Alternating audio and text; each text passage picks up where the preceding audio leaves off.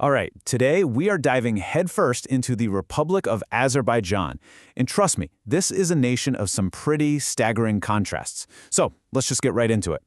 So let me start by asking you a question. Where does Europe actually meet Asia? I mean, really think about it. The answer isn't some simple dot on a map, right? It's this amazing blend of culture, history, and influence. And right at the heart of that incredible crossroads, that's where you'll find Azerbaijan, a nation that just is that unique intersection.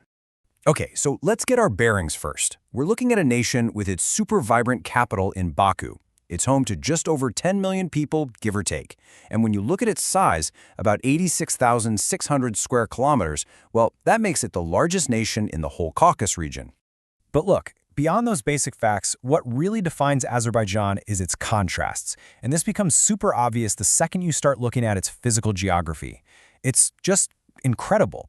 Get ready for this, because it's a pretty staggering fact.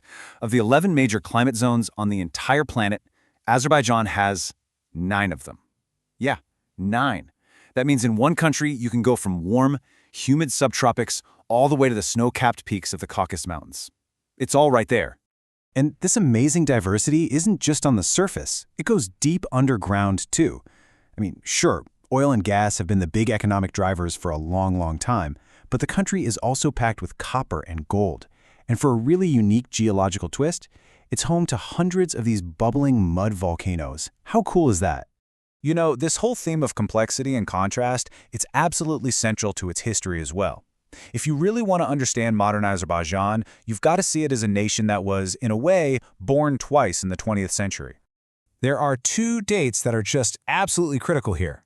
First up is May 28, 1918. That's when the Azerbaijan Democratic Republic was born. Then fast forward a few decades to August 30th, 1991. That's when the nation got its independence back as the Soviet Union was breaking apart. And that first republic, the one from 1918, it was totally groundbreaking for its time.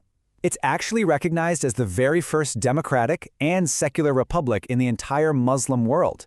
I mean, think about that. It was such a pioneering step, setting up modern principles of statehood way, way ahead of the curve for the region. Okay, so what about the modern republic that came about in 1991? Let's take a closer look at its political and economic structure today. So, on paper, the form of government is a presidential republic. But it's important to note that our sources describe the political system as a hereditary and authoritarian regime, which means power has been passed down within the same family. All right, let's delve a little deeper into what kind of state we're talking about. It's defined as both unitary, which basically just means power is centralized, and it's secular. And, staying true to its place at that cultural crossroads, it's a multi-ethnic and multi-religious country. You've got a Muslim majority, of course, but also these long-standing Christian and Jewish communities living there. Now, when we turn to the economy, there's a really interesting story unfolding. For sure, oil and gas are still the dominant players, no question. But other sectors are starting to pick up steam. They actually posted a 3.7% increase back in 2023. And what that shows is a real concerted effort to diversify the economy, to move beyond being so heavily reliant on those natural resources. But look, the story of Azerbaijan is so much more than just geopolitics and economics. Its cultural legacy is incredibly deep, and that rich history is becoming a huge draw for people from all over the world. And you can literally see this history etched right into the landscape. I mean, just look at its UNESCO World Heritage sites. You've got the ancient walled city of Baku, the prehistoric rock art of Gobustan, which goes back thousands of years, and the absolutely stunning historic center of Sheki, which is home to the famous Khan's Palace. So all this rich heritage, it's fueling a tourism sector that's just growing like crazy. And it makes sense, right?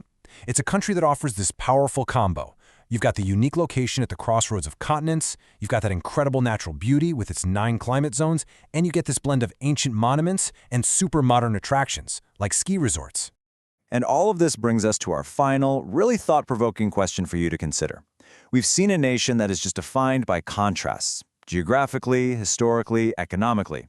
So the huge question for its future really is this: how is Azerbaijan going to find that perfect balance between its incredibly rich, ancient heritage and its very modern, resource-driven ambitions? It's a fascinating challenge to watch.